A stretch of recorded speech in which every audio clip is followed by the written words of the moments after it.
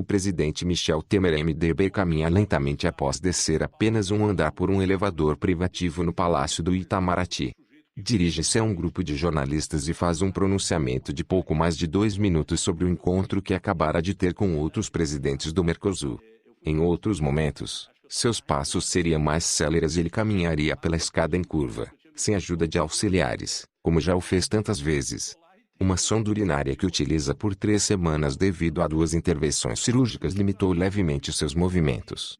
Aos 77 anos, a debilidade de sua saúde, ele também passou por uma angioplastia neste ano, é disfarçada por sua intensa agenda de compromissos nos últimos dias do ano. São até 12 reuniões por dia, com os encontros iniciando às 9 horas e terminando após as 21 horas. Apesar disso, por recomendação médica, fui obrigado a cancelar ao menos 3 viagens fora da capital federal, a Minas Gerais, a Alagoas e ao Sudeste Asiático. Temer não tem tempo a perder e, mesmo com a saúde fragilizada, age politicamente para responder aos que o apoiaram barrando 2 denúncias do Ministério Público. O último ato que chamou a atenção foi a mudança nas regras de indulto, perdão da pena, assinadas na semana passada e que podem beneficiar dezenas de criminosos do colarinho branco. O presidente afrouxou os requisitos para quem pode ser beneficiado pela redução da pena e agora atinge todos os condenados por delitos sem violência ou grave ameaça. Nesse rol de delitos estão lavagem de dinheiro e corrupção, exatamente os crimes pelos quais ao menos uma centena de parlamentares está sendo investigada no âmbito da Operação Lava Jato. E outros tantos, empresários, lobistas e políticos, já foram condenados na primeira instância. O indulto de 2017 diminui para um quinto prazo mínimo de cumprimento da pena para que o preso possa receber o benefício, independentemente do total de anos estabelecido na condenação. Até 2016, apenas os sentenciados a no máximo 12 anos e que já tivessem cumprido 1/4 da pena, eram beneficiados. Um dos que podem se livrar da cadeia a partir de agora é o lobista João Augusto Rezende Henriques. Apontado como um dos operadores do PMDB na Petrobras e condenado a 6 anos e 8 meses de detenção, ele poderia ser indultado após o cumprimento de 1 ano e 3 meses de prisão, que ele já cumpriu. Outro, seria o ex-deputado Luiz Argolo. Condenado a 12 anos e 8 meses de prisão, ele poderia sair com 2 anos e 5 meses. Prazo também já cumprido. Esses casos ainda precisariam ser analisados pelo magistrado responsável pelo seu processo, o juiz Sergio Moro. Outros, como o ex-deputado petista André Vargas, também já estariam fazendo contas para sair logo do cárcere a partir de agora.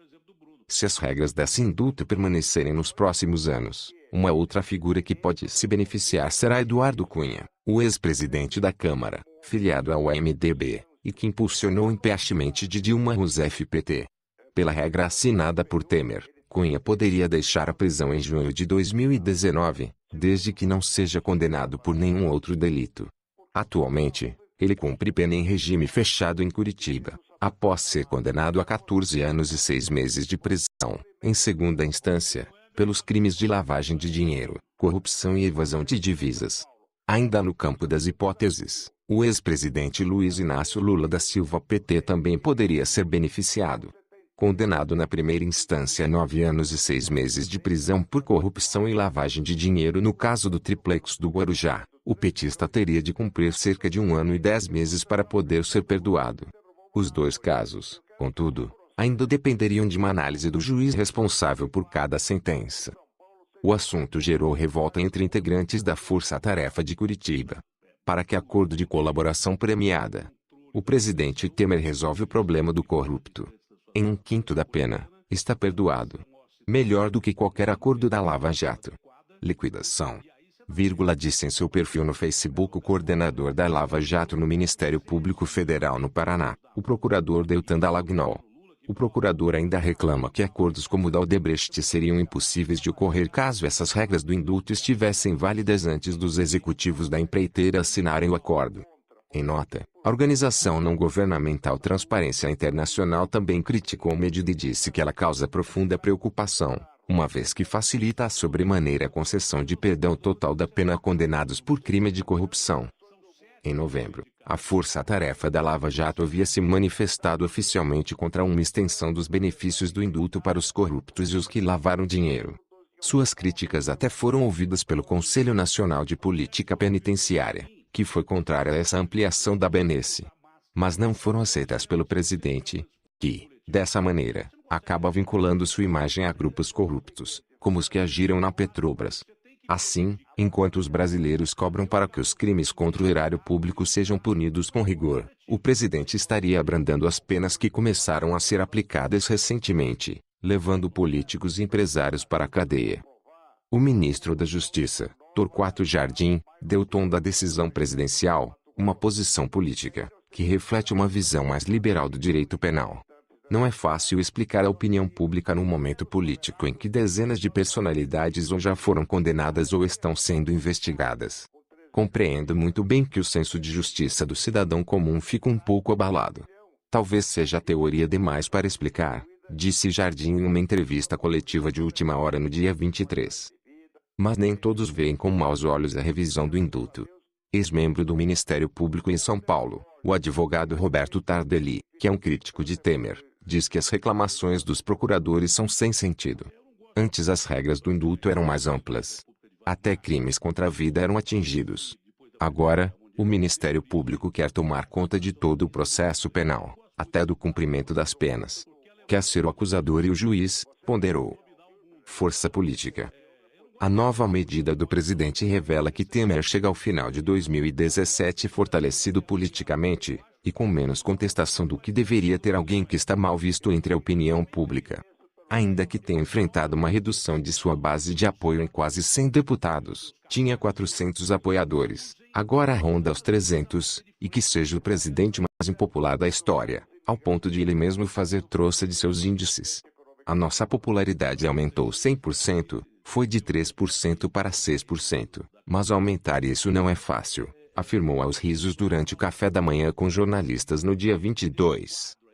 Depois do tumultuado impeachment, Temer tentou forjar sua imagem como presidente das reformas que o Brasil precisa. Ele começou 2017 animado com a aprovação do teto de gastos públicos, com a reforma do ensino médio e perto de aprovar as mudanças nas legislações trabalhista e previdenciária. Emplacou as alterações na consolidação das leis do trabalho, mas não mudou a previdência social. Quando estava perto de fazê-lo, foi atingido pela delação da JBS, que resultou em 2 denúncias criminais por delitos como formação de quadrilha, corrupção e obstrução de justiça. Todas engavetadas pelo seu grupo político na Câmara dos Deputados. A leve recuperação da economia o tem ajudado a colocar um tom otimista em seus discursos. Em seu pronunciamento, na véspera de Natal, tentou passar a impressão de que ele está buscando respostas à crise política na qual o Brasil está afundado há 3 anos. Estamos abrindo as portas para um 2018 de mais estabilidade, de mais empregos, de mais realizações. E agradeço a Deus por permitir que eu divida este momento com vocês, afirmou em um pronunciamento veiculado na noite do dia 24. Na ocasião, sua fala foi recheada de dados que mostram uma tímida recuperação do país e não deixou de lado a reforma que tem se tornado sua obsessão, a da Previdência. Ele a definiu assim: não é uma questão ideológica ou partidária, é uma questão do futuro do país. Também aproveitou para cobrar os votos dos congressistas, que são tão beneficiados por seu governo. Tenho plena convicção de que os nossos parlamentares darão o seu voto e o seu aval. Apesar dessa extrema confiança, Temer sabe que não tem os 308 votos necessários para aprovar a proposta de emenda constitucional da reforma da Previdência. Os cálculos mais otimistas dos governistas em dezembro mostravam que 270 dos 513 deputados federais apoiariam a medida. A votação está prevista para ocorrer em 19 de fevereiro. Se for adiada para mais tarde, dificilmente entra na pauta do Legislativo, por conta do ano eleitoral que certamente influenciará na opinião dos congressistas. E se for engavetada, já há quem diga nos corredores do Congresso que, na prática, será o fim do governo Temer e o resto do seu mandato irá por inércia. Nenhum outro projeto relevante deverá ser encaminhando se terminar, então, seus 2 anos e 8 meses de mandato. Seu governo aposta que a economia, então, estará indo de vento em popa e sua imagem será restabelecida, com perdão do eleitor para temas como o indulto amigo neste final de 2017. Lembrando que ano que vem tem eleições e que não podemos eleger nenhum político, citado ou condenado. Na Operação Lava Jato temos que limpar esse país com o nosso voto. É isso aí, pessoal. Se você gostou dessa notícia, acione o sininho e se inscreva no canal. Um forte abraço e que Deus abençoe.